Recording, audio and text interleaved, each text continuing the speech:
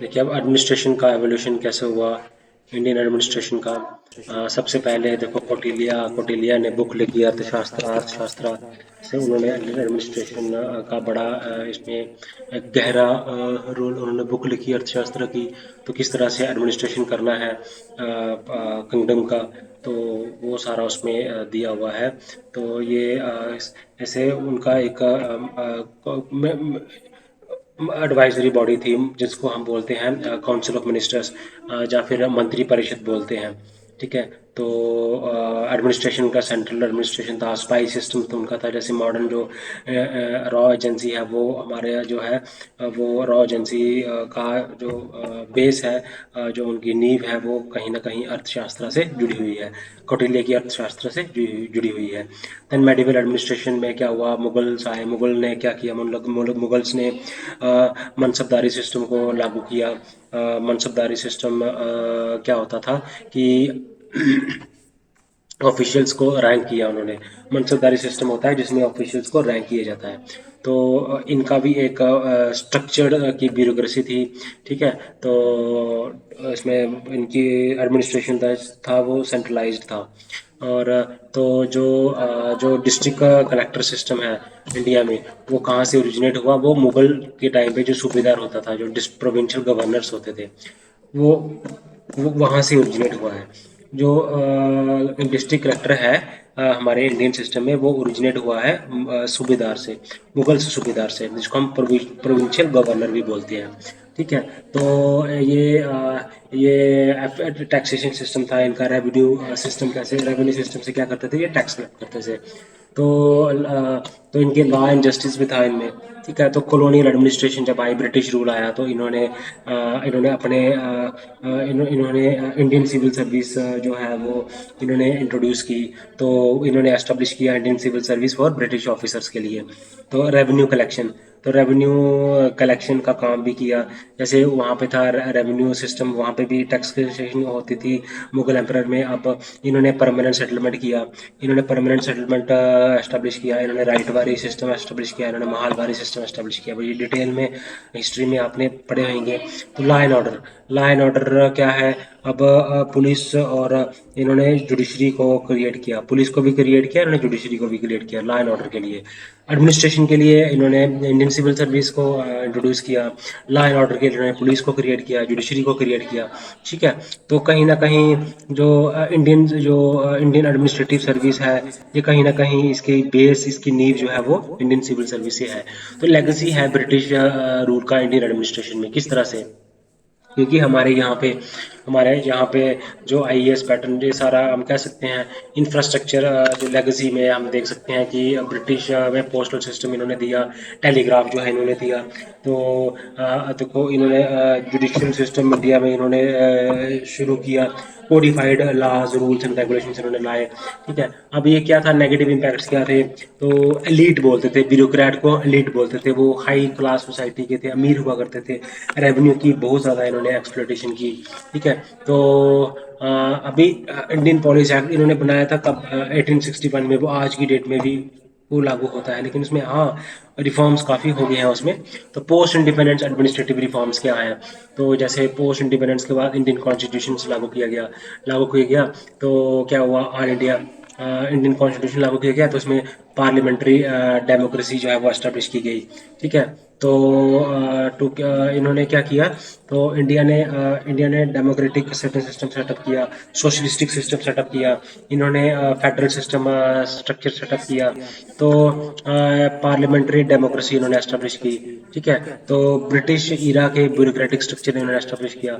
5 year plan से इन्होंने focus किया डेवलपमेंट एडमिनिस्ट्रेशन। उसके बाद पंचायती राज, इन्होंने लोकल गवर्नेंस को स्ट्रेंथन किया। ठीक है।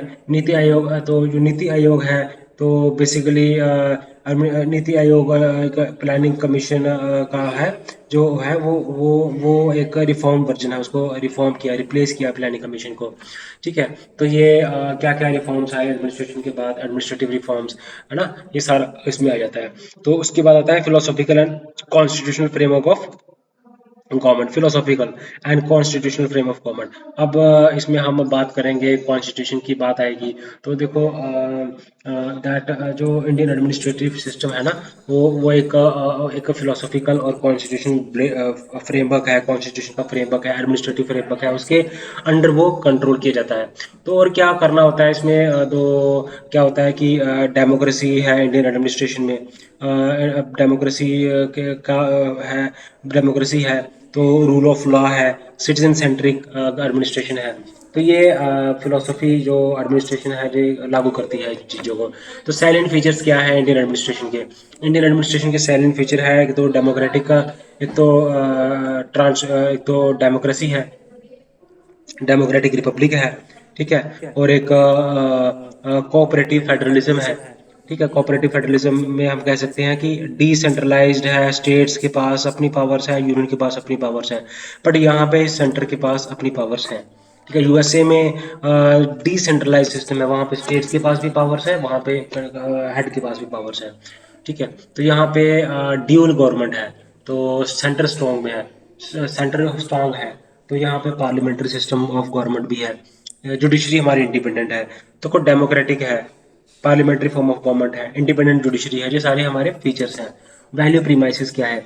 वैल्यू प्रीमाइसिस देखो, लिबर्टी है, सोशल सोशल सोशल है, जस्टिस है, इकोनॉमिक जस्टिस है, ये सारा डिलीवर किया है किसने? Directive principles of state policies में ये कहा गया है कि लोगों को सोशल जस्टिस भी देनी है, पॉलिटिकल जस्टिस भी देनी है, इकोनॉमिक जस्टिस भी देनी है। तो सेकुलरिज्म भी है यहाँ पे, ठीक है ना, अकाउंटेबिलिटी है, ट्रांसपेरेंसी भी है। कॉन्स्टिट्यूशनलिज्म इन इंडिया, कॉन्स्टिट्यूशनलिज्म जो है वो क्या करता है, जो इसमें इसका काम क्या है? अथॉरिटेरियनिज्म को प्रिवेंट करता है ना। तो ये क्या है, कैसे ये हमारा इंडियन एडमिनिस्ट्रेशन के अथॉरिटेरिज्म को प्रिवेंट करता है? ठीक है, तो देखो कॉन्स्टिट्यूशन हम बात करें, रिटर्न है या रिजिड है, तो इसमें पावर्स सेपरेशन है इसमें। देखो लेजिस्लेटिव पावर्स है, एग्जीक्यूटिव पावर्स है, जुडिशियल पावर्स है, जुडिशियल का रिव्यूज है, फंडामेंटल राइट्स है, directive principles of state policy, ये सारे फीचर्स हैं क्योंकि आपने ये बताना है कि इंडिपेंडेंट जुडिशरी इंडिपेंडेंट है, सेपरेशन ऑफ पावर्स है, जुडिशरी के पास अपनी पावर्स है, एग्जीक्यूटिव के पास अपनी पावर्स है, और जुडिशरी के पास अपनी पावर्स है, एडमिनिस्ट्रेशन के पास अपनी पावर्स है, और एग्जीक्यूटिव के पास अपनी powers, judiciary and executive and legislator, इन तीन इनके पास अपनी अपनी पावर्स हैं। तो कॉन्स्टिट्यूशनलिज्म इन इंडिया, अब ये केस बना था, भारतीय केस, बड़ा ही पॉपुलर केस था। इन्होंने कहा कि कॉन्स्टिट्यूशन जो है वो इंडिया कोई लॉ नहीं बना सकती जिससे हम अपने बेसिक जो स्ट्रक्चर है हमारे कॉन्स्टिट्यूशन का वो हम चेंज कर सकें। तो बेसिक स्ट्रक्चर हम को चेंज नहीं कर सकते। Political culture in India, political culture कैसा है इंडिया में? पॉलिटिकल कल्चर आप देखते हैं कि अवेयरनेस, लोगों में अवेयरनेस कितनी है, लोगों में डेमोक्रेसी में पार्टिसिपेशन कितनी है, रुचि कितनी है, तो क्या है उनका वैल्यूज़, क्या है उनका एटीट्यूड्स, क्या है behaviours of citizens and leaders towards governance. Political culture क्या बोलता है? वैल्यूज़ है, एटीट्यूड्स है, behaviours of citizens and leaders towards governance. अब पॉलिटिकल कल्चर क्या बोलता है? पॉलिटिकल कल्चर बोलता है ये वैल्यूज़। पॉलिटिकल कल्चर से हमें क्या पता चलती है? वैल्यूज़ का पता चलता है, एटीट्यूड्स का पता चलता है, पॉलिटिकल कल्चर वैल्यूज़ का पता चलता है, एटीट्यूड्स का पता चलता है, बिहेवियर ऑफ सिटीजन्स का पता चलता है।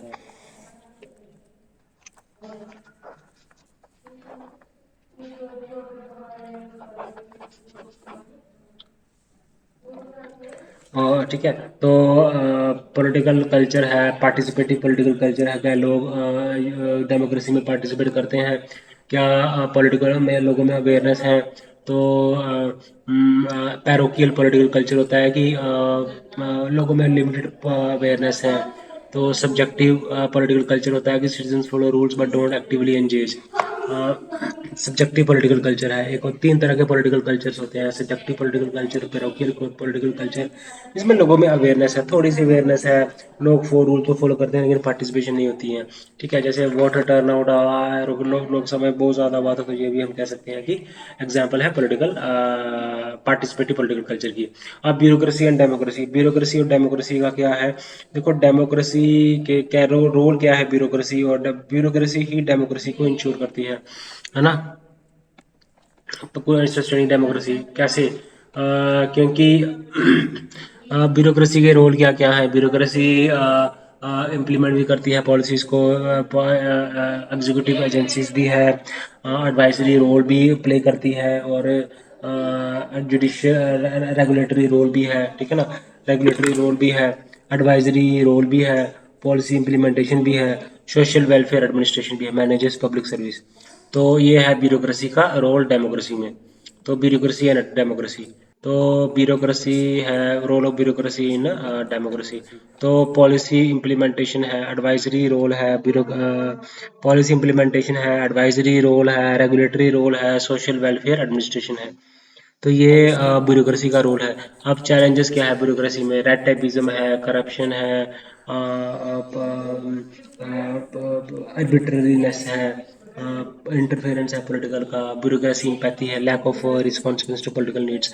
तो ये सारा ब्यूरोक्रेसी तो एडवाइजरी रोल भी प्ले करती है, रेगुलेटरी रोल भी प्ले करती है, पॉलिसी इम्प्लीमेंटेशन भी करती है, सोशल वेलफेयर एडमिनिस्ट्रेशन भी करती है। तो ब्यूरोक्रेसी एंड डेवलपमेंट में आता है, ब्यूरोक्रेसी जो है वो सोशल इकोनॉमिक डेवलपमेंट करती है, पॉलिटिकल अवेयर करती है, हेल्थ हेल्थ इंफ्रास्ट्रक्चर डेवलपमेंट करती है, हेल्थ पब्लिक हेल्थ की तरफ देखती है, एजुकेशन की तरफ देखती है, 5 ईयर प्लान्स करती है, लेकिन 5 ईयर प्लान्स को रिप्लेस कर दिया गया है नीति आयोग को, social welfare schemes carry out करती है, पब्लिक प्राइवेट पार्टनरशिप में पार्टिसिपेशन करती है, करप्शन है वेलफेयर स्कीम्स में, ठीक है, लीकेज इन फंड्स है, ब्यूरोक्रेटिक रेजिस्टेंस टू चेंज। तो कंक्लूजन क्या है? इंडियन एडमिनिस्ट्रेटिव फ्रेमवर्क जो है वो बेस्ड है कॉन्स्टिट्यूशनल प्रिंसिपल्स और डेमोक्रेटिक वैल्यूज के ऊपर। तो अकाउंटेबिलिटी है, ट्रांसपेरेंसी है, सिटीजन पार्टिसिपेशन है, वो challenge like bureaucratic inefficiency and political interference need constitutional continuous reforms for effective governance. Okay. तो ये सारा क्या है, तो ये सारा हमारा जो देखिए नक्शल में बातें, जो हमारा इंडियन एडमिनिस्ट्रेटिव सिस्टम है वो बेस्ड है कॉन्स्टिट्यूशनल वैल्यूज़ के ऊपर, बेस्ड है डेमोक्रेटिक वैल्यूज़ के ऊपर, बेस्ड है कॉन्स्टिट्यूशनल प्रिंसिपल्स के ऊपर, बेस्ड है social justice, economic justice, political justice के ऊपर बेस्ड है सारा हमारा। तो इससे हमारे अकाउंटेबिलिटी आती है, ट्रांसपेरेंस आती है, सिटीजन पार्टिसिपेशन होती है। तो बट ब्यूरोक्रेसी हार्ड चैलेंजेस हैं, इनएफिशिएंसीज का चैलेंजेस है, पॉलिटिकल इंटरफेरेंस है, बट इनमें अगर हम रिफॉर्म्स करते जाएंगे तो हम इफेक्टिव गवर्नेंस की तरफ बढ़ सकते हैं। तो उसके बाद आता है public sector undertakings. Public sector undertakings में हम बात करते हैं public sector undertakings. Public sector undertakings है तो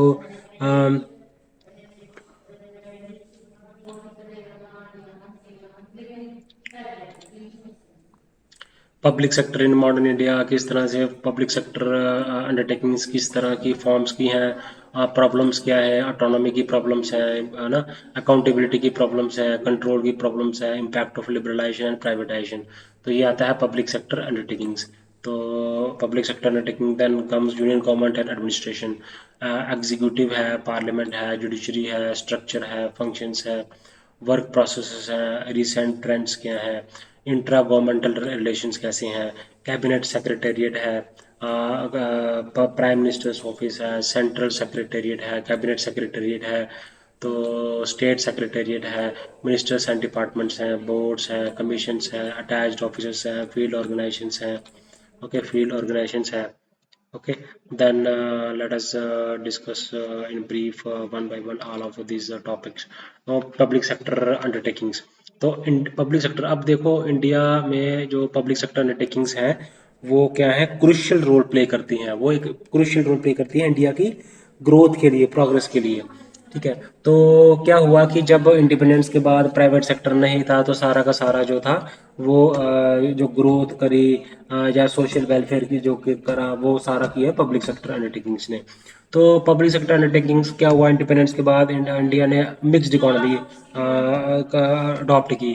तो इसमें जो पीएसयू था वो उन्होंने जो इकोनॉमिक ग्रोथ कैरी आउट की वो किस किस सेक्टर में की सेक्टर्स में वो उनके क्रिएटेड थे, जैसे स्टील हो गया, एनर्जी हो गया, टेली कम्युनिकेशन हो गया, देन एल्यूमिनियम हो गया, देन बैंकिंग हो गया। इसमें जो है वो की इनके वो सेक्टर्स से बैंकिंग हो गया, टेलीकॉम हो गया, और कम्युनिकेशन हो गया, है ना, पोस्टल हो गया, स्टील हो गया। इनमें सेक्टर्स में जो है वो इन्होंने ज़्यादा इन्होंने क्रिएट की पीएसयूज।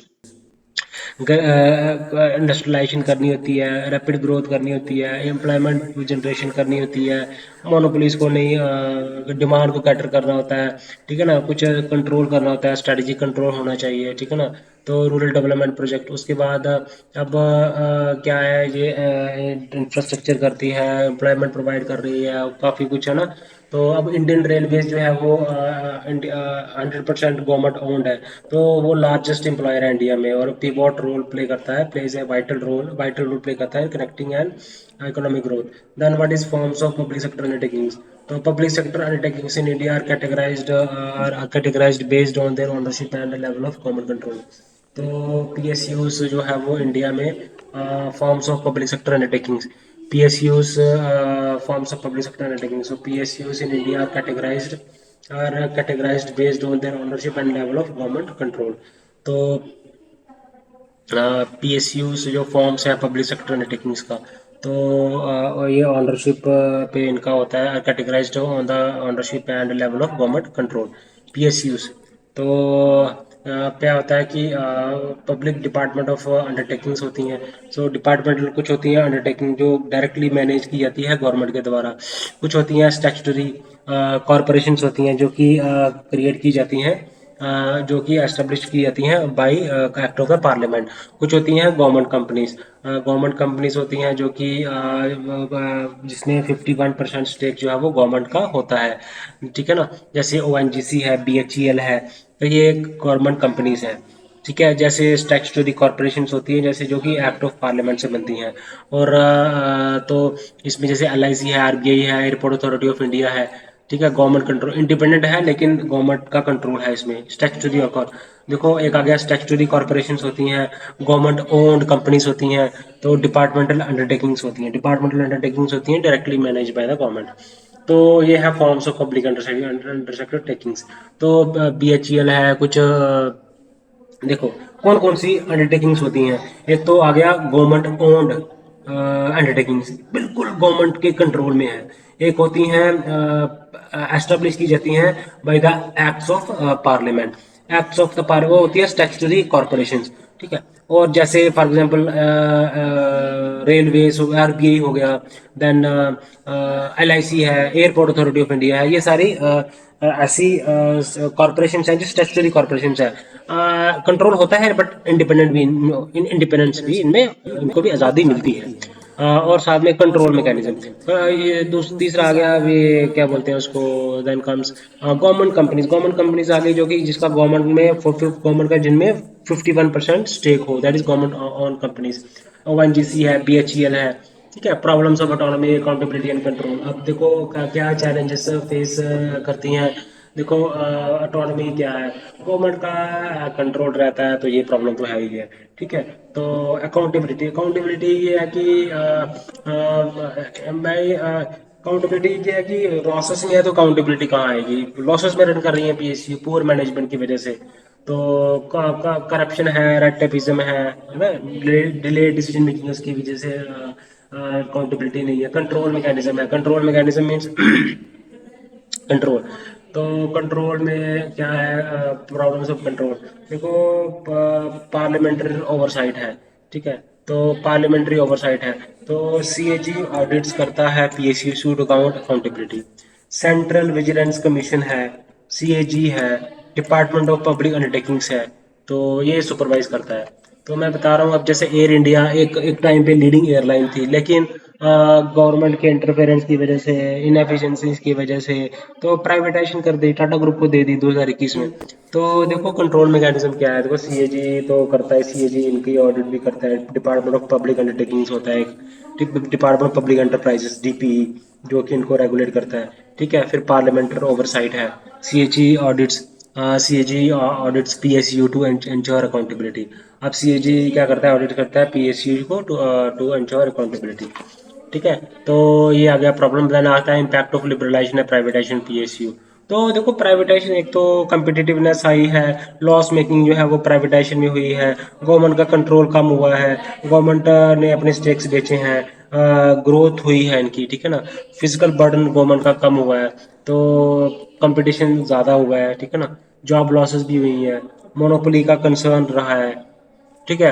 तो एक चीज आती है जब प्राइवेटाइजेशन, पब्लिक प्राइवेट की जब हम बात करते हैं ना, तो उसमें दो इशू बनता है। एक बनता है कि welfare issue versus profit motive, profit motive over welfare, social welfare. ठीक है। तो जैसे भारत पेट्रोलियम में डिसइन्वेस्टमेंट की गवर्नमेंट ने, ठीक है, ये है लिबरलाइजेशन और प्राइवेटाइजेशन। जैसे recent R S P S U reforms and P S U में क्या क्या रिफॉर्म्स की गई, डिसइन्वेस्टमेंट है पी एस यू में हो रही है, ठीक है ना। तो उसके बाद Air India sold to Tata, IDBI banking privatisation plan. तो क्या होता है कि major stakes in non performing PSUs. अब पब्लिक सेक्टर तो है डिसइन्वेस्टमेंट एंड प्राइवेट पॉलिसीज है, ये भी पीएसयू रिफॉर्म्स कर रही है, डिसइन्वेस्टमेंट एंड प्राइवेटाइजेशन पॉलिसी। अब देखो public sector bank reforms, public sector banks क्या कर रहे हैं, गवर्नमेंट इज मर्जिंग बैंक्स, तो ताकि जो है वो बैंकिंग सेक्टर को और मजबूत किया जा सके और स्ट्रांग किया जा सके। तो आत्मनिर्भर भारत है, पीएसयूज है। तो जैसे आत्मनिर्भर बनने की कोशिश की जा रही है, जैसे बीएचईएल है, इसरो है, देन डीआरडीओ है, हॉल है। तो डिफेंस में, एनर्जी में इंडिया को सेल्फ आत्मनिर्भर भारत एक रिफॉर्म है, PSU reforms and privatisation efforts. ठीक है। तो ये सारा आ गया इसमें। उसके बाद देन आ गया है यूनियन गवर्नमेंट एंड एडमिनिस्ट्रेशन। अब यूनियन गवर्नमेंट, अब इंडियन का जो गवर्नमेंट है वो क्या करती है, वो ऑपरेट करती है थ्रू थ्रू सेंटर में पार्लियामेंट है। यूनियन गवर्नमेंट, देखो यूनियन गवर्नमेंट में पार्लियामेंट है, एग्जीक्यूटिव है, पार्लियामेंट है, एग्जीक्यूटिव आ गई काउंसिल ऑफ मिनिस्टर्स, और पार्लियामेंट में आता है लेजिस्लेचर, आता है पार्लियामेंट में, जुडिशरी में आता है सुप्रीम कोर्ट ऑफ इंडिया। तो इनका स्ट्रक्चर कैसा है, हमें पता है पार्लियामेंट्री सिस्टम ऑफ गवर्नमेंट है इंडिया में। इंडिया में बजट पेश किया जाता है, प्रेजेंट किया जाता है पार्लियामेंट में। तो डिपार्टमेंट ऑफ पब्लिक कमेटीज है, पार्लियामेंट्री कमेटीज हैं। तो वो क्या करती हैं, इसको अप्रूव करती हैं। इस तो उसके ऊपर सीएजी जो है वो ऑडिट करता है इनको। तो इसमें हेड होता है प्रेसिडेंट, और पीएम होता है उसमें head of the executive council of state, जो स्टेट उसका हेड होता है। तो ये क्या करते हैं, promulgate ordinances when parliament ordinance session. तो ये एग्जीक्यूटिव अथॉरिटी क्या करती है, इनको एग्जीक्यूटिव ऑर्डर्स के जरिए प्रोमुलगेट ऑर्डिनेंसेस करते हैं। उसके बाद रियल एग्जीक्यूटिव अथॉरिटी है। ठीक है। तो क्या होता है, एग्जीक्यूटिव का काम होता है इम्प्लीमेंटिंग लॉज। ठीक है। पार्लियामेंट्री क्या है, एग्जीक्यूटिव। और इंडिया में क्या है, लोकसभा भी है, राज्यसभा भी है, बाई कैमरल लेजिस्लेचर है इंडिया में। तो डायरेक्ट लोकसभा में लोग डायरेक्टली इलेक्ट होते हैं, राज्यसभा में डायरेक्टली इलेक्ट होते हैं। तो ठीक है ना। तो फंक्शंस क्या है, लॉ, पार्लियामेंट का फंक्शन क्या है, लॉ का बनाना, बजट को अप्रूव करना। ठीक है ना। Executive overnight, executive oversight means parliamentary questions ministers and securitise politics over. तो ठीक है ना। तो जुडिशरी है, सुप्रीम कोर्ट है। तो जुडिशरी इंडिपेंडेंट है, वो लॉज को क्या करती है, फॉलोज द कॉन्स्टिट्यूशन लॉज ऐसे। तो जुडिशियल रिव्यू करती है। तो रिव्यू में क्या करती है, गवर्नमेंट के एक्शंस को चेक करती है, गवर्नमेंट के लॉज को चेक करती है। Dispute resolution handles conflict between centre and state, के कॉन्फ्लिक्ट को हैंडल करती है, और कॉन्फ्लिक्ट को हैंडल करती है, और लॉज को चेक करती है, और हाई कोर्ट्स के ऊपर मॉनिटरिंग करती है, फंडामेंटल राइट्स को प्रोटेक्ट करती है। ठीक है। तो बड़े सारे जुडिशरी जो है इंडिपेंडेंट है। लास्ट तो रिसेंट ट्रेंड्स क्या है यूनियन गवर्नमेंट एडमिनिस्ट्रेशन में, रिसेंट ट्रेंड्स में अब देखो रिफॉर्म्स ही रिफॉर्म्स हो रहे हैं। देखो जैसे डिजिटल इंडिया मिशन एक रिफॉर्म्स है ना। जैसे फिर हम public undertakings, department of public undertakings एक रिफॉर्म है। फिर डिजिटल लॉकर एक रिफॉर्म्स है। ई गवर्नेंस इनिशिएटिव कर रही है। तो ये गवर्नमेंट के एडमिनिस्ट्रेशन के रिसेंट ट्रेंड्स है। सिविल सर्विस में रिफॉर्म्स की जा रहा है, मिशन कर्मयोगी लॉन्च किया गवर्नमेंट ने, लेटरल एंट्री शुरू किया जा रहा है, पार्लियामेंट्री में रिफॉर्म्स किया जा रहा है, पार्लियामेंट्री रिफॉर्म्स में वर्चुअल सेशंस हो रही हैं, ई पार्लियामेंट के ऊपर जा रहा है, फोकस किया जा रहा है। ठीक है ना। Example, one nation was being debated for better governance efficiency. तो इंट्रा गवर्नमेंट रिलेशन कैसे हैं, तो गवर्नमेंट का स्टेट गवर्नमेंट के साथ भी अच्छा रिलेशन है। ठीक है ना। इंडिपेंडेंट एजेंसीज के साथ अच्छा रिलेशन है फॉर स्मूथ गवर्नेंस। और सेंटर चैलेंजेस है इंट्रा गवर्नमेंटल रिलेशन में, क्या क्या चैलेंजेस हैं इंट्रा गवर्नमेंटल चैलेंजेस हैं। और इंट्रा गवर्नमेंटल चैलेंजेस में सेंटर का स्टेट के साथ कंफ्लिक्ट हो जाता है कई बार, जुडिशरी का एग्जीक्यूटिव के साथ कंफ्लिक्ट हो जाता है कई बार, फेडरलिज्म का ये चीज़ें देखो, तीन चीज़ें हैं। एक तो यूनियन का सेंटर के साथ कंफ्लिक्ट हो जाता है, एक स्टेट्स का दूसरे स्टेट्स के साथ कंफ्लिक्ट हो जाता है, और जुडिशरी का कॉन्स्टिट्यूशन गवर्नमेंट के साथ कंफ्लिक्ट हो जाता है, और एग्जीक्यूटिव के साथ कंफ्लिक्ट हो जाता है। फेडरलिज्म का सेंट्रलाइजेशन के साथ कंफ्लिक्ट हो जाता है। तो इन चीज़ों को क्या करता है, ये सब चीज़ें फिर ये फॉर्म और फिर हाईलाइटेड द सेंट्रल स्टेट की disagreement three on agriculture policies. तो की इंस्टीट्यूशंस हैं जैसे कैबिनेट सेक्रेटेरिएट है, वो कोऑर्डिनेट करता है अमंग डिफरेंट मिनिस्ट्रीज के बीच में, ठीक है ना। तो इम्प्लीमेंटेशन तो करता ही है, प्राइम मिनिस्टर्स ऑफिस है, असिस्ट करता है पीएम को, और तो और सेंट्रल का सेक्रेटेरिएट है, क्या करता है, मिनिस्टर्स के साथ कोऑर्डिनेट करता है, डिपार्टमेंट के साथ कोऑर्डिनेट करता है। तो बोर्ड्स होते हैं, इलेक्शन कमीशन ऑफ इंडिया है, रेलवे बोर्ड है, नीति आयोग है, तो रेगुलेटरी अथॉरिटीज है, आरबीआई है, फिनांस कमीशन है, तो सारे सभी के अपने अपने रोल्स हैं, ठीक है ना। फाइनेंशियल मार्केट को कंट्रोल करने के लिए सीबी है, आरबीआई है फाइनेंशियल बैंक को कंट्रोल करने के लिए। तो अब देखिए plan and priorities in Indian administration, plans और प्रायोरिटीज क्या है इंडियन एडमिनिस्ट्रेशन में। देखो पहले क्या होता था, इकोनॉमिक ग्रोथ था पहले, सोशल जस्टिस को देखना होता था, गवर्नेंस को रिफॉर्म्स किए करते थे। तो प्लानिंग प्रोसेस अब इवॉल्व हो गया, अब तो प्लानिंग की जगह अब नीति आयोग सा आ गया है, नीति आयोग आ गया है।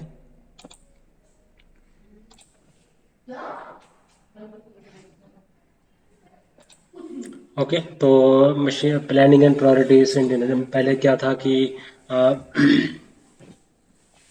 पहले 5 ईयर प्लान्स बनते थे। तो ये रिस्पॉन्सिबिलिटी, इसमें हम 5 साल के लिए हम प्लानिंग करते थे पहले 5 ईयर प्लान्स में। तो पैसा मिलते थे स्टेट्स को, ठीक है। तो उनकी नीड्स के अकॉर्डिंग, प्रायोरिटीज़ के अकॉर्डिंग उनको पैसे मिलते थे। तो इसमें कंट्रोल सेंटर का होता था। तो इनएफिशिएंसीज थी कुछ इसमें, ब्यूरोक्रेटिक इनएफिशिएंसीज थी, रिजिडिटी था ये प्लान। फिर उसके बाद क्या हुआ, 2014 के बाद नीति आयोग आया, national institution for transforming India. तो ये फ्लेक्सिबल था, ये प्लानिंग कमीशन को रिप्लेस किया इन्होंने, तो इन्होंने कोऑपरेटिव फेडरलिज्म को बढ़ावा दिया। तो ये फोकस करता है लॉन्ग टर्म पॉलिसी मेकिंग पे, फोकस करता है पॉलिसी मेकिंग पे, फोकस करता है मॉनिटरिंग पे, फोकस करता है और एवेल्यूशन पे फोकस करता है, ठीक है। तो ये स्टेट्स को इनकरेज करता है कि तू डेवलप अपने अपने सरकमस्टांसेस के अकॉर्डिंग, अपने ठीक है ना, अपने सरकमस्टांसेस के अकॉर्डिंग वो अपने जो है वो कर सकते हैं, सरकमस्टांसेस के अकॉर्डिंग लोकल नीड्स को या फिर अपने देख के अपना उसको सोल्यूशन वो डेवलप कर सकते हैं। अब फीचर्स क्या है, अब कि नीति आयोग क्या करता है, पहले प्लानिंग करते थे 5 साल के लिए, अब नीति आयोग क्या करता है, ये 3 साल की एक्शन प्लान देता है, 3 ईयर एक्शन प्लान देता है instead of rigid 5 year plan. Action plan ये कोऑपरेटिव, मतलब सेंटर और स्टेट मिलके जो है वो बनाते हैं। तो ये स्टेट्स की रैंकिंग करता है ऑन परफॉर्मेंस के ऊपर, ईज ऑफ डूइंग बिजनेस के ऊपर। तो जो थिंक टैंक अप्रोच भी है, एडवाइस करता है गवर्नमेंट को, पॉलिसीज के ऊपर एडवाइस करता है, इकोनॉमिक और सोशल पॉलिसीज के ऊपर एडवाइस करता है। जैसे for example aspirational district programme जो है वो लॉन्च किया है नीति आयोग ने। तो इसमें एजुकेशन पे फोकस है, हेल्थ पे फोकस है, इंफ्रास्ट्रक्चर डेवलपमेंट पे फोकस है बैकवर्ड एरियाज में। तो पहले जो था वो रिजिड था, फ्लेक्सिबल नहीं था, फ्लेक्सिबल है। पहले सारा सेंट्रलाइज था, ब्यूरोक्रेटिक इनएफिशिएंसीज थी कुछ, बट इसमें है ये 3 साल का एक पॉलिसी एडवाइस करते हैं, लॉन्ग टर्म पॉलिसी मेकिंग करते हैं, मॉनिटरिंग करते हैं, एवोल्यूशन करते हैं। ये थिंक टैंक अप्रोच है। तो एक्शन प्लान बनाया जाता है 3 साल का, ठीक है, instead of 5 year rigid 5 year plan के बजाय 3 साल का एक्शन प्लान बनाया जाता है। तो रोल आता है composition and functions of planning institution. तो नेशनल डेवलपमेंट काउंसिल पहले स्टेट्स में होते थे, सीएम होता था, इसमें सीएम होते थे, पीएम होते थे, काउंसिल ऑफ मिनिस्टर्स होते थे। तो ये मिलके प्लानिंग कमीशन बनाते थे। लेकिन अब क्या है, जो है वो सेंटर स्टेट को कोऑर्डिनेशन में ज़्यादा, ये डेवलपमेंट प्लानिंग में कम, प्लानिंग में सेंटर स्टेट के साथ कोऑर्डिनेशन का काम करते हैं।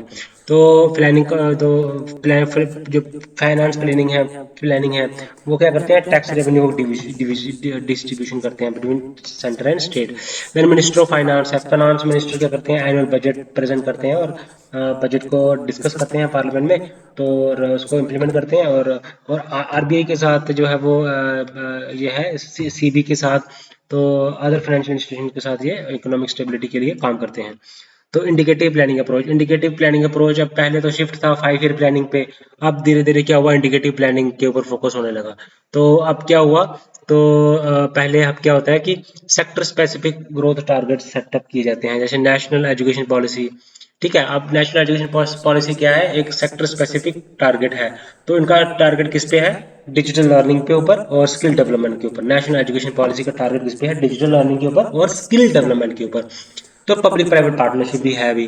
तो इंडिकेटिव प्लानिंग अप्रोच क्या है बेसिकली, इसमें इंडिकेटिव बेस्ड प्लानिंग होता है, indicative outcome based planning. Outcome based planning means इसमें होता है कि इम्प्लीमेंटेशन में फ्लेक्सिबिलिटी रहती है। Indicative means outcome based planning होती है, आउटकम बेस्ड प्लानिंग। और इसमें प्राइवेट का भी रोल होता है, पब्लिक प्राइवेट पार्टनरशिप का रोल होता है इंडिकेटिव में। और ये मोर जो है वो सेक्टर स्पेसिफिक ये टारगेट सेट करते हैं। तो अब process of form plan formulation है यूनियन से। अब यूनियन देखो, तो क्या करता है यूनियन लेवल, नीति आयोग क्या करता है, एक्शन प्लान करता है 3 साल का। और ये ब्रॉड गाइडलाइन सेट करता है। ठीक है ना, जैसे मेक इन इंडिया एक गाइडलाइन सेट कर दी, डिजिटल इंडिया सेट कर दी। ठीक है, अब यूनियन लेवल प्लानिंग में फिर इसमें एक तो नीति आयोग आता है, एक आता है फाइनेंस मिनिस्ट्री आती है, पार्लियामेंट अप्रूव करती है पॉलिसीज को या फिर बजट को, फंडिंग करती है। तो स्टेट लेवल, अब स्टेट को अपना प्लान बनाना है, इनको अलाइन करते हैं नेशनल प्रायोरिटीज के साथ। स्टेट प्लानिंग बोर्ड्स होते हैं, फाइनेंस कमीशन होता है स्टेट्स का, तो वो क्या करता है, तो oversee budget and project evolution. तो रिसेंट ट्रेंड क्या है स्टेट प्लानिंग में, स्टेट प्लानिंग में अब क्या है, डिसेंट्रलाइजेशन का है इशू, फोकस किया जा रहा है, कॉम्पिटिटिव फेडरलिज्म के ऊपर फोकस किया जा रहा है। जैसे एस्पिरेशनल डिस्ट्रिक्ट प्रोग्राम लॉन्च किया नीति आयोग ने, जैसे डिसेंट्रलाइजेशन की जा रही है, जैसे आउटकम बेस्ड प्लानिंग के ऊपर फोकस किया जा रहा है। ठीक है, जैसे कम्पिटिटिव फेडरलिज्म का मतलब होता है कि स्टेट कम्पीट कर रहा है इन्वेस्टमेंट के लिए, गुजरात तमिलनाडु ट्रैक्टर इंडस्ट्रीज। तो डिसेंट्रलाइज ये होता है recent trends in state planning. तो स्टेट की भी प्लानिंग चल रही है अपनी, और यूनियन लेवल पे भी प्लानिंग कर रही है। वो नेशनल प्रायोरिटीज को ध्यान में रखे प्लानिंग करते हैं। जो सेंटर है वो नीति आयोग उनको ब्रॉड गाइडलाइंस प्रोवाइड करता है, वो प्लानिंग करते हैं। फाइनेंस मिनिस्ट्री भी इसमें बजट फॉर्मुलेट करते हैं, प्रेजेंट करते हैं, और जो एलोकेट करते हैं फंड्स डिफरेंट डिपार्टमेंट्स को, डिफरेंट मिनिस्ट्रीज को। ठीक है, तो constitutional amendment and decentralise planning. अब देखो 74th अमेंडमेंट से क्या हुआ, डिसेंट्रलाइज्ड होगी। तो वहाँ पे ग्रास रूट डेमोक्रेसी आ गई। तो इसमें ऑटोनॉमी मिली विलेज को क्या मिली, ऑटोनॉमी मिली। तो ऑटोनॉमी मिली विलेज को, और cities to planning local development. ठीक है, अब जैसे प्लानिंग एंड प्रायोरिटीज में क्या प्रॉब्लम है, देखो प्लानिंग करनी है तो कोऑर्डिनेशन का इशू हमेशा रहता है, ब्यूरोक्रेसी इनर्शिया इसमें रहता ही रहता है। तो डिलेड प्रोडक्ट इम्प्लीमेंटेशन इसमें रहता ही रहता है प्रॉब्लम। तो lack of data driven planning, coordination issue रहता ही रहता है। तो प्लानिंग जो है तो पहले क्या होता था कि सेंट्रलाइज्ड इकोनॉमिक, पहले सेंट्रलाइज्ड कंट्रोल होता था प्लानिंग पे, अब डिसेंट्रलाइज्ड हो गया। अब नीति आयोग आ गया, पहले प्लानिंग कमीशन था। तो अब नीति आयोग और स्टेट लेड इनिशिएटिव्स हैं। तो फाइनेंशियल एफिशिएंसी के ऊपर फोकस है, इनोवेशन के ऊपर फोकस है। ठीक है ना, तो देन आ गया स्टेट गवर्नमेंट्स एंड एडमिनिस्ट्रेशन। अब स्टेट गवर्नमेंट्स जो है वो क्रूशियल रोल प्ले करती हैं। देखो law and order states ensure करता है, पॉलिसी इंप्लीमेंटेशन स्टेट्स करती हैं। ठीक है ना, लेकिन ये वर्क करती हैं framework of the constitution and philosophical framework. And the powers divided है यूनियन के बीच में और स्टेट के बीच में थ्रू द 7th शेड्यूल। कुछ पावर स्टेट के पास है, कुछ यूनियन लिस्ट है, कुछ स्टेट लिस्ट है, कुछ कंकरेंट लिस्ट है। अब एडमिनिस्ट्रेटिव रिलेशन कैसे है, लेजिस्लेटिव रिलेशन कैसे हैं, फाइनेंशियल रिलेशन कैसे हैं। अब एडमिनिस्ट्रेटिव रिलेशन क्या है कि एडमिनिस्ट्रेटिव रिलेशन क्या है कि जो ऑल इंडिया सर्विसेज के होते हैं ना, जो तो वो एक यूनिफॉर्म एडमिनिस्ट्रेटिव स्टैंडर्ड सेट करते हैं अक्रॉस द कंट्री। तो यूनियन क्या कर सकता है, स्टैंडर्ड को डिक्टेट कर सकता है, डायरेक्ट कर सकता है। ठीक है ना, तो होम अफेयर्स क्या करता है, लॉ एंड ऑर्डर इंश्योर करता है। एडमिनिस्ट्रेटिव रिलेशन है, तो एडमिनिस्ट्रेटिव रिलेशन होता है सेंट्रल और स्टेट के बीच में। पुलिस, इंडियन सिविल सर्विस जो है वो आईएएस जो है वो कंट्रोल करती है, IAS IPS iOS ensure administrative standard. तो लेजिस्लेटिव रिलेशन, तो लेजिस्लेटिव रिलेशन का भी स्कोप है इसमें। पार्लियामेंट जो है वो यूनियन लिस्ट पे लास्ट बनाता है, स्टेट लेजिस्लेचर जो है वो स्टेट लिस्ट पे लास्ट बनाते हैं। तो कॉन्करेंट लिस्ट पे है जो बहुत ला बना सकते हैं। ठीक है ना, तो उसके बाद आता है फिनेंशियल रिलेशन। फिनेंशियल रिलेशन भी डिफाइन करता है सेंटर स्टेट में। इसमें क्या होता है कि सेंटर जो है वो स्टेट जो है वो सेंटर के ऊपर डिपेंड रहते हैं पैसों के लिए। अब जीएसटी लागू हुआ तो सेंटर स्टेट फाइनेंशियल रिलेशन को इसमें डायनामिज्म को इम्प्रूव किया, और स्टेट की टैक्सिंग पावर को रिड्यूस किया है, मोर फाइनेंशियल ऑटोनॉमी दी है। और फिफ्थ जैसे फाइनेंस कमीशन आता है, इसमें फिफ्थ फाइनेंस कमीशन ने कहा है कि 40% ऑफ जो टैक्स रेवेन्यू है वो स्टेट्स को मिलना चाहिए। 41% टैक्स रेवेन्यू स्टेट्स को मिलना चाहिए। तो ये कहा है स्टेट्स फाइनेंशियल रिलेशन। इस तरह से फाइनेंशियल रिलेशन गवर्न होते हैं। फाइनेंशियल रिलेशन भी स्टेट्स और सेंटर में भी गवर्न होते हैं। फाइनेंस कमीशन उसमें आता है। तो स्टेट्स जो है वो सेंटर के ऊपर डिपेंड रहती है रेवेन्यू शेयरिंग के लिए through the finance commission. Goods and service tax है, तो ये पावर्स देता है ज़्यादा, फाइनेंशियल ऑटोनॉमी देता है, और रिड्यूसिंग स्टेट की टैक्सिंग पावर को रिड्यूस करता है। अब रोल होता है फाइनेंसिंग कमीशन, ये पता ही है रोल, हमें पता ही है क्या है फाइनेंशियल। अब की फंक्शनरीज गवर्नर है, गवर्नर जो है वो डिसॉल्व कर सकते हैं स्टेट असेंबली को, प्रेसिडेंट रूल जो है वो लागू कर सकते हैं। तो लिंक होता है सेंटर और स्टेट के बीच। चीफ मिनिस्टर जो होता है वो रियल एग्जीक्यूटिव हेड होता है, तो promulgate heads policies decisions and administration. तो ठीक है। उसके बाद चीफ सेक्रेटरी क्या होता है, इज द टॉप ब्यूरोक्रेट होता है स्टेट का। तो कोऑर्डिनेशन करते हैं सेंटर के साथ और मिनिस्ट्रीज के साथ, एग्जीक्यूट पॉलिसीज। तो crucial role in enforcing lockdown measure. तो chief secretary crucial role play करते हैं इन्फोर्सिंग लॉकडाउन में, किया था उन्होंने। तो स्टेट सेक्रेटेरिएट होता है। स्टेट सेक्रेटेरिएट क्या होता है, is the nerve centre. State secretariat होता है, कैबिनेट सेक्रेटेरिएट होता है। तो स्टेट सेक्रेटेरिएट जो होता है ना, वो नर्व सेंटर होता है एडमिनिस्ट्रेशन का। तो इसमें डिपार्टमेंट्स होते हैं headed by ministries and secretaries. ठीक है ना। ओके। ओके। तो इसमें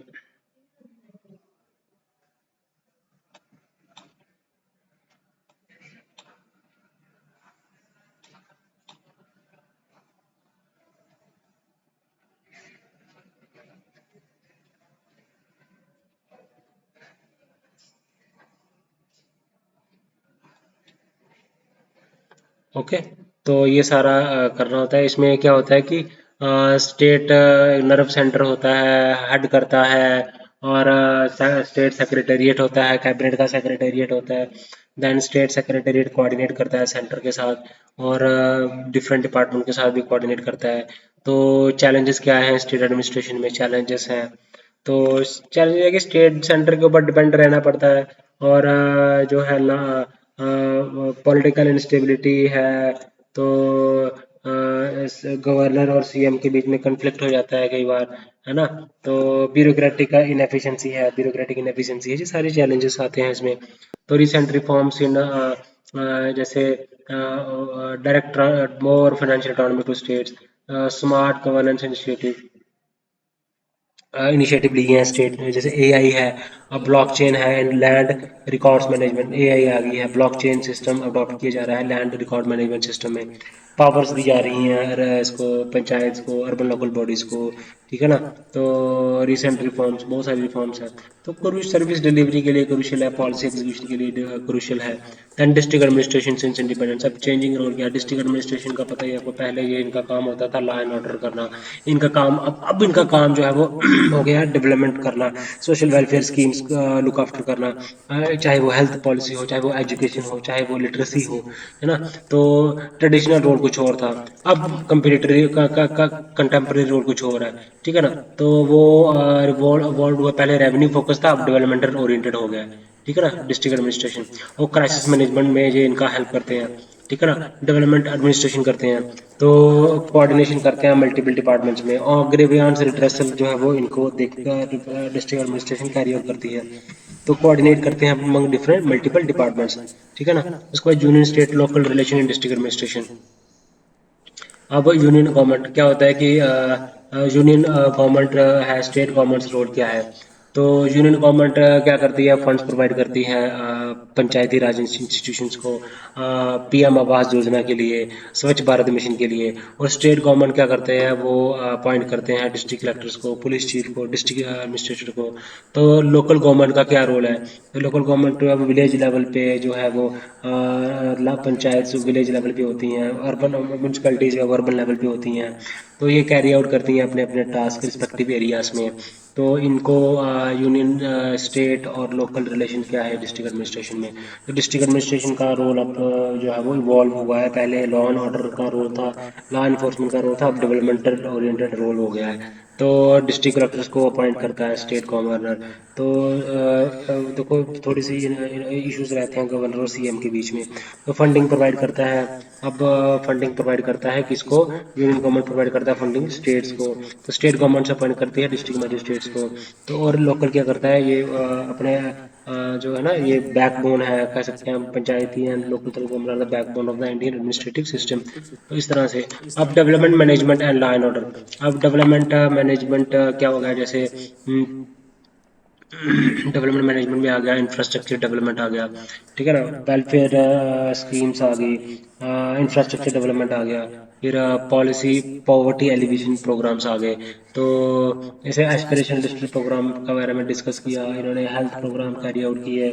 जैसे नीति आयोग क्या करता है कि सीज ऑफ डूइंग बिजनेस के ऊपर रैंकिंग करता है स्टेट्स की।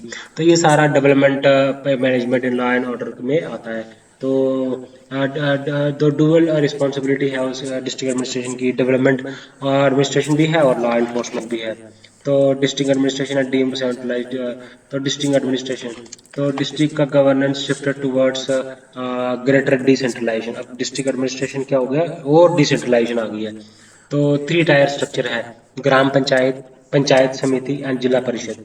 एंड जैसे urban local bodies, municipal corporation हैं, देन सैनिट म्यूनसिपैलिटीज़ हैं, देन ये क्या करते हैं, पब्लिक ट्रांसपोर्ट करते हैं प्रोवाइड, सैनिटेशन प्रोवाइड करते हैं, स्लम रिहेबिलिटेशन करते हैं, smart city projects carry out करते हैं, ठीक है, वाटर सप्लाई देखते हैं, एजुकेशन देखते हैं, सैनिटेशन देखते हैं, रूरल डेवलपमेंट देखते हैं, ठीक है ना। चैलेंजेस इन एडमिनिस्ट्रेशन में है, रिसेंट रिफॉर्म्स क्या क्या किया है, लोकल बॉडीज़ को और ज़्यादा एम्पावर किया है, डिजिटल गवर्नेंस के ऊपर फोकस किया जा रहा है, digital land record modernisation programme carry out किए जा रहे हैं। तो सिविल सर्विसेज क्या है, सिविल सर्विसेज के बारे में हम और डिस्कस करेंगे, सिविल सर्विसेज के बारे में।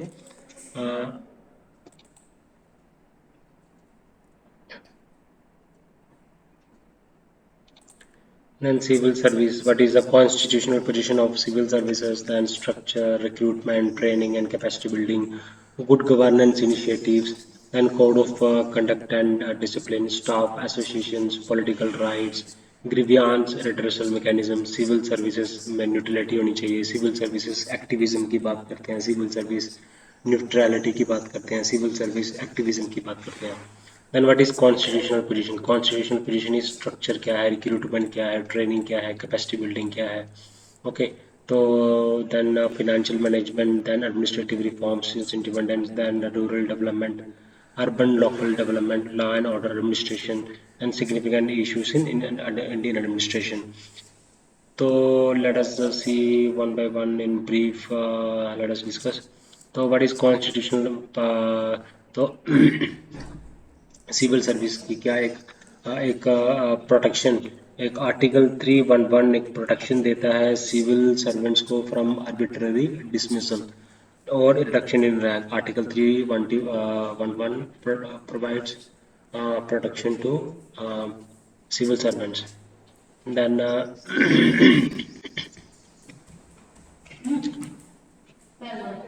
then deals with the service under the union and the empower then और क्या है, आर्टिकल 320 एम्पावर करता है यूपीएससी को और स्टेट पब्लिक सर्विस कमीशन को to conduct examination and recruit civil servants.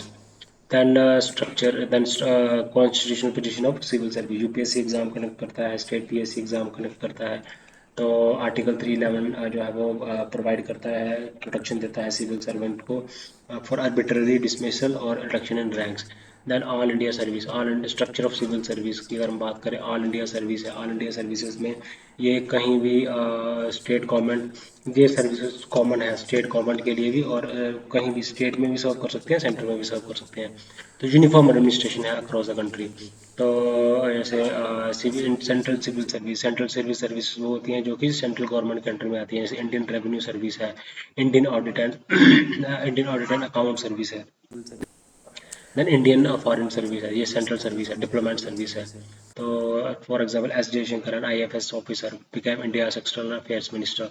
Then state civil service, India include state administrative service है, state police service है। देन ये है स्टेट फॉरेस्ट सर्विस है, तो recruited by state public service commission. तो all India services है, central civil services है, state civil services है, लोकल गवर्नमेंट सर्विसेज है। लोकल गवर्नमेंट सर्विसेज में आ गए जो कि म्यूनसिपैलिटीज या फिर पंचायती राज इंस्टीट्यूशंस जो है वो रिक्रूट करते हैं civil servants for local governance के लिए। तो रिक्रूटमेंट प्रोसेस है, यूपीएससी कंडक्ट करता है रिक्रूटमेंट। तो ट्रेनिंग की जाती है इनकी Lal Bahadur Shastri national academy of administration Mussoorie में है। नेशनल पुलिस एकेडमी जो है वो सरदार वल्लभ भाई Patel national police academy IPS officers को ट्रेनिंग करता है। Very state administration training institutes है जो कि स्टेट सिविल सर्विस ऑफिसर्स को ट्रेन करते हैं।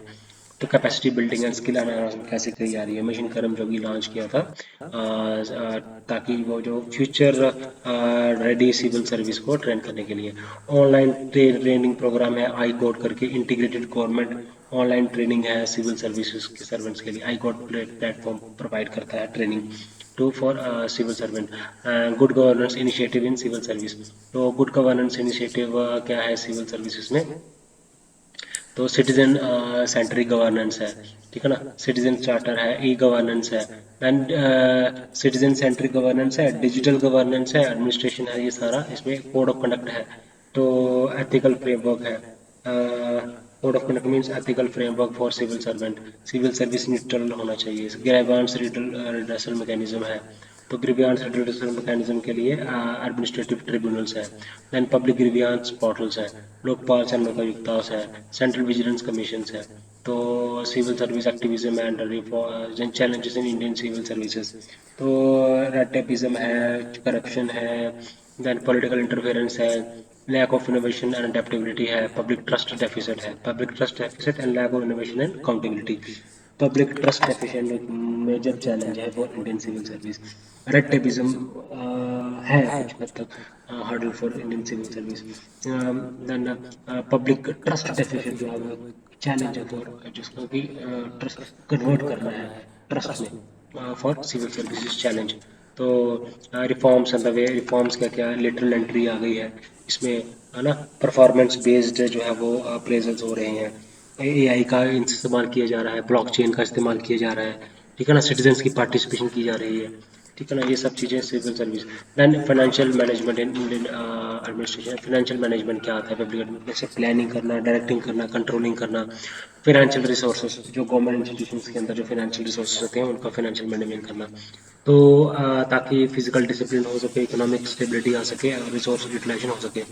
तो budget as a political instrument, budget is not only है इकोनॉमिक टूल ही नहीं है बट एक पॉलिसी पॉलिटिकल स्टेटमेंट है दैट रिफ्लेक्ट्स द गवर्नमेंट की प्रायोरिटीज क्या है, गवर्नमेंट की आइडियोलॉजी क्या है, गवर्नमेंट के डेवलपमेंटल टारगेट्स क्या है, डेवलपमेंटल गोल्स क्या है गवर्नमेंट के। तो government function of budget, budget allocation का काम है, रीडिस्ट्रीब्यूशन फंक्शन है, स्टेबलाइजेशन का फंक्शन है ना, बजट से स्टेबलाइजेशन का, किसको स्टेबलाइज करना, फंडिंग कंट्रोल, इन्फ्लेशन को कंट्रोल करना, अनएम्प्लॉयमेंट को कंट्रोल करना, ठीक है ना। Then budget as a political tool, budget एक इलेक्शन ईयर बजट जो होता है वो पॉपुलिस्ट बजट ये करता है, पॉपुलिस्ट बजट होता है, डेफिसिट पॉपुलिस्ट जैसे लोन वेवर करना, सब्सिडीज को माफ कर देना। इलेक्शन ईयर बजट होता है, इलेक्शन से पहले जो बजटिंग है पॉलिटिकल टूल को भी इस्तेमाल किया जाता है। डेफिसिट फाइनेंसिंग है, form loan waiver before election in states like UP and Maharashtra. Parliamentary control of public expenditure, parliament financial control over government spending in to ensure parliament exercise किया जाता है। एनुअल फाइनेंशियल स्टेटमेंट बनती है presented by the finance minister, ठीक है ना। तो demand for grants ली जाती हैं, डिमांड फॉर ग्रांट्स में मिनिस्टर्स फंडिंग की डिमांड फॉर ग्रांट्स है, कट मोशन से लगते हैं। कैन चैलेंज स्पेसिफिक एक्सपेंडिचर, है ना, appropriation and financial bill pass to approve government spending.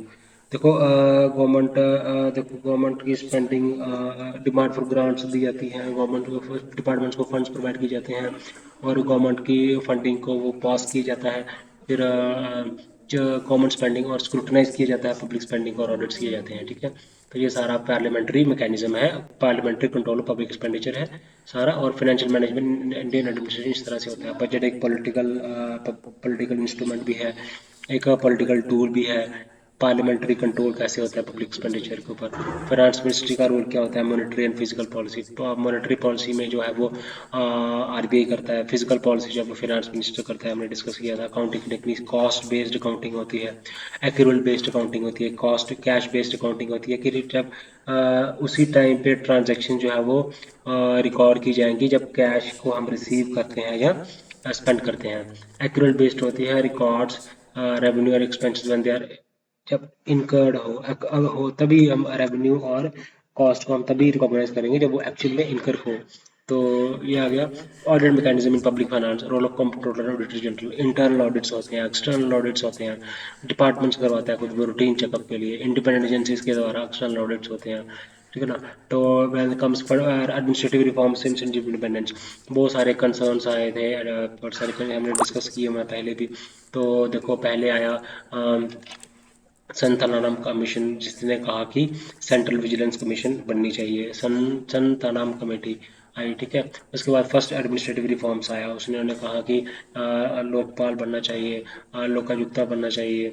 Morarji Desai ने इसको चेयर किया था। इन्होंने कहा कि सेपरेशन ऑफ रेगुलेटरी और ऑपरेशनल फंक्शन, रेगुलेटरी फंक्शंस को सेपरेट करना हो चाहिए, ऑपरेशनल फंक्शन को सेपरेट करना चाहिए, रेगुलेटरी फंक्शन को सेपरेट करना चाहिए। रेगुलेटरी एंड ऑपरेशनल फंक्शंस दोनों के दोनों सेपरेट होने चाहिए, मतलब, ठीक है। तो ये कहा था फर्स्ट एडमिनिस्ट्रेटिव रिफॉर्म्स कमीशन ने। सेकंड एडमिनिस्ट्रेटिव रिफॉर्म्स कमीशन का पीरियड है 205 से लेकर 2009 में, तो जिसको चेयर किया था वीरप्पा मोइली ने। इन्होंने कहा कि ई गवर्नेंस के ऊपर इनिशिएट किया, सिटीजन सेंट्रिक एडमिनिस्ट्रेशन होनी चाहिए, डिजिटल इंडिया के ऊपर फोकस किया, एथिक्स के ऊपर फोकस किया, सोशल ऑडिट के ऊपर फोकस किया, ठीक है ना। तो reforms in public financial management, HR development. तो रिफॉर्म्स देखो, reforms one nation one tax reform है, जीएसटी रिफॉर्म है, physical deficit public financial management system, एक ट्रैक गवर्नमेंट एक्सपेंडिचर मिशन का फाइनेंशियल मैनेजमेंट रिफॉर्म्स है। एचआर में मिशन कर्मयोगी reforms है, little and in bureaucracy reforms है, परफॉर्मेंस बेस्ड परफॉर्मेंस एक reform है, outcome based budgeting instead of traditional line item budgeting एक reforms है। बहुत सारी ह्यूमन रिसोर्स में भी रिफॉर्म्स हुई हैं और फाइनेंशियल मैनेजमेंट में भी रिफॉर्म्स हुई हैं, जिसमें हम जीएसटी एक मेजर टैक्स रिफॉर्म है, पब्लिक फाइनेंशियल मैनेजमेंट सिस्टम एक मेजर रिफॉर्म है। तो तो उसके बाद आता है rural development in India. Rural development in India, तो रूरल डेवलपमेंट के लिए मिनिस्ट्री ऑफ रूरल डेवलपमेंट होता है, नाबार्ड होता है, national bank for agriculture rural development, ये क्रेडिट प्रोवाइड करता है, ठीक है। तो एनजीओज होती हैं, सेल्फ हेल्प ग्रुप्स होती हैं। तो तो रूरल डेवलपमेंट में क्या, इकोनॉमिक कंडीशन रिमूव कर रहा हो, सोशल कंडीशन रिमूव कर रही है, लिविंग कंडीशन रिमूव कर रही है, living rural area, poverty alleviation, economic employment generation होनी चाहिए। तो provides 100 days of guaranteed 100 days of guaranteed wage employment to rural household reducing poverty। तो major rural alleviation program Pradhan Mantri Awas Yojana है, then national food security act है, then मनरेगा है, then rural employment poverty alleviation program है, rural employment and livelihood program है, employment में national rural livelihood mission है, national rural employment को promote self help groups and self employment, rural employment and livelihood program है, then Deendayal Upadhyaya Grameen Kaushal Yojana है, rural skill development scheme है, rural skill development scheme है। तो rural infrastructure के लिए प्रधानमंत्री ग्राम सड़क योजना है, जल जीवन मिशन है, सौभाग्य स्कीम है, प्रधानमंत्री ग्राम सड़क योजना है। तो decentralisation and Panchayati Raj system, तो ग्राम पंचायत है, पंचायत समिति है। तो चैलेंजेस क्या है रूरल मिशन, स्लो इम्प्लीमेंटेशन है प्रोग्राम्स का, अनएम्प्लॉयमेंट है, वे फॉरवर्ड है। तो अर्बन लोकल गवर्नमेंट क्या है, urban local government major urban local government क्या है, लोकल गवर्नेंस कैसे करनी है सिटीज़ में। तो ये क्या क्या काम करते हैं, ये हाउसिंग का काम करते हैं, पब्लिक हेल्थ के लिए काम करते हैं, एजुकेशन के लिए काम कर रहे हैं, ट्रांसपोर्टेशन के लिए काम कर रहे हैं, रोड्स के लिए काम कर रहे हैं। तो जैसे है ना, तो एक कॉन्स्टिट्यूशनल स्टेटस दिया है अर्बन लोकल बॉडीज़ को, तो refers to the system of local governance in cities and towns. तो म्यूनिसिपल कॉरपोरेशन है लार्ज सिटीज़ के लिए, म्यूनिसिपल काउंसिल्स हैं, ठीक है। तो उसके बाद की फंक्शनरीज क्या है इनकी, फाइनेंशियल स्ट्रक्चर क्या है, ओन ओन रेवेन्यू सोर्स है इनका, प्रॉपर्टी टैक्स ये कलेक्ट करते हैं, वाटर वाटर के चार्जेस लेते हैं, सैनिटेशन के चार्जेस लेते हैं, म्यूनसिपल बॉन्ड्स इशू करते हैं, ऑन रेवेन्यू चार्जेस, और ग्रांट्स सेंटर से इनको ग्रांट मिलती है, स्टेट से इनको ग्रांट्स मिलती है, ठीक है ना, और लोन्स एंड प्राइवेट लोन्स भी ले सकते हैं, पब्लिक प्राइवेट पार्टनरशिप से कर सकते हैं। तो इनके साथ बहुत इंपॉर्टेंट ये काम कैरी आउट कर सकते हैं। जैसे पब्लिक ये ओन सोर्सेस में जो प्रॉपर्टी के ऊपर टैक्स लगाते हैं, ये ये वाटर और सैनिटेशन पॉलिसी करते हैं, म्यूनसिपल बॉन्ड्स इशू करते हैं, फिनांस कमीशन ग्रांट्स जो है वो प्रोवाइड करता है, पब्लिक प्राइवेट पार्टनरशिप पे करते हैं, ठीक है ना, वर्ल्ड बैंक अब लोन दिया जाता है फॉर मेट्रो प्रोजेक्ट्स के लिए, पब्लिक प्राइवेट पार्टनरशिप में सॉलिड वेस्ट मैनेजमेंट। फिर उसका 74th कॉन्स्टिट्यूशनल अमेंडमेंट एक्ट जो है वो लैंडमार्क रिफॉर्म है। उसके बाद इसमें क्या क्या है रिफॉर्म मीन्स, जैसे प्रधानमंत्री आवास योजना है, स्मार्ट सिटी मिशन है, Atal mission for rejuvenation and city urban transformation है, स्वच्छ भारत मिशन है, फिर फॉर अर्बन है, नेशनल रूरल डेवलपमेंट स्कीम है, मेट्रो रेल एक्सपेंशन है, PM affordable housing for urban poor, PMA Y urban है, पीएमए बाई अर्बन भी है, पीएमए बाई रूरल भी है, नेशनल रूरल लिवलीहुड है, नेशनल हेल्थ मिशन है, अर्बन हेल्थ मिशन है, स्मार्ट सिटी मिशन है, urban reforms and government initiatives हैं। तो ये सारे के सारे इनिशिएटिव्स हैं गवर्नमेंट के अर्बन एरियाज में। तो law and order administration in India में किस तरह से, law and order ministry of home affairs है, तो दिल्ली पुलिस है, मिनिस्ट्री ऑफ होम अफेयर्स है, handle law and order in the national capital, ठीक है ना। तो लॉ इंटरनल सिक्योरिटी है, पब्लिक सेफ्टी है, क्राइम को प्रिवेंशन करना है, जस्टिस को डिलीवर करना है, ठीक है ना। इसमें इन्वेस्टिगेटिंग, इसमें जुडिशियल भी आता है, इसमें इन्वेस्टिगेटिंग एजेंसीज भी आती हैं, इसमें पुलिस भी आती है, इसमें पैरामिलिट्री फोर्स भी आती हैं, जजेस भी आती है, क्योंकि इसमें हमने क्या करना है, हमने लॉ एंड ऑर्डर भी इंश्योर करना है, हमने जस्टिस भी डिलीवर करना है, इंटरनल सिक्योरिटी भी करनी है, सेफ्टी भी करनी है, पब्लिक सेफ्टी भी करनी है, क्राइम को भी प्रिवेंट करना है। तो British legacy in law and order है, तो क्योंकि इंडियन पीनल कोड है 1860, Indian penal code 1860, criminal procedure code CrPC 1973, तो ये लेगेसी है, ऑल इंडिया सर्विसेज लेगेसी है, पॉलिस एक्ट ऑफ 1860 लेगेसी है, national police commission, national supreme courts की डायरेक्टिव थी कि पॉलिटिकल फिक्स स्टैंडर्ड्स ऑफिसर्स होना चाहिए, और मॉडल पुलिस एक्ट होना चाहिए, कम्युनिटी पुलिसिंग होनी चाहिए, नेशनल पुलिस कमीशन ने कहा कि पुलिस को ऑटोनॉमी मिलनी चाहिए पॉलिटिकल इंटरफेरेंस के साथ। तो structure of law enforcement in India, तो जैसे मिनिस्ट्री ऑफ होम अफेयर्स है, डिपार्टमेंट ऑफ इंटेलिजेंस ब्यूरो है, पैरामिलिट्री फोर्सेस हैं, सेंट्रल ब्यूरो ऑफ इन्वेस्टिगेशन है, नेशनल इन्वेस्टिगेशन एजेंसीज है, स्टेट लेवल पे लॉ इन्फोर्समेंट एजेंसीज हैं, स्टेट पुलिस फोर्स है, स्टेट इंटेलिजेंस एजेंसीज है, स्पेशल टास्क फोर्स है, ठीक है ना, parliamentary and central armed forces हैं, सीआरपीएफ है, BSF, CISF, Assam rifle, actively involve in counter बायोस्टी insurgency इन छत्तीसगढ़। तो इन्वेस्टिगेटिंग में आ जाता है सीबीआई, आ जाता है इन्फोर्समेंट डायरेक्टोरेट है, जो कि फाइनेंशियल क्राइम्स को मनी लॉन्ड्रिंग के ऊपर चेक करता है, national crime record control bureau crime data को एनालाइज करता है, ठीक है ना। जैसे सीबीआई एनफोर्समेंट डायरेक्टोरेट है, ये इन्वेस्टिगेटिंग एजेंसीज है, जुडिशरी है, हाई कोर्ट्स है, डिस्ट्रिक्ट एंड सेशन कोर्ट्स हैं, ठीक है ना, सुप्रीम कोर्ट्स हैं। तो ये सारी चीज़ें आती हैं। सिग्निफिकेंट इश्यूज़ क्या है पब्लिक एडमिनिस्ट्रेशन में, सिग्निफिकेंट इश्यूज़ क्या है पब्लिक एडमिनिस्ट्रेशन में, ओके, significant issues हैं Indian administration values are in the public administration.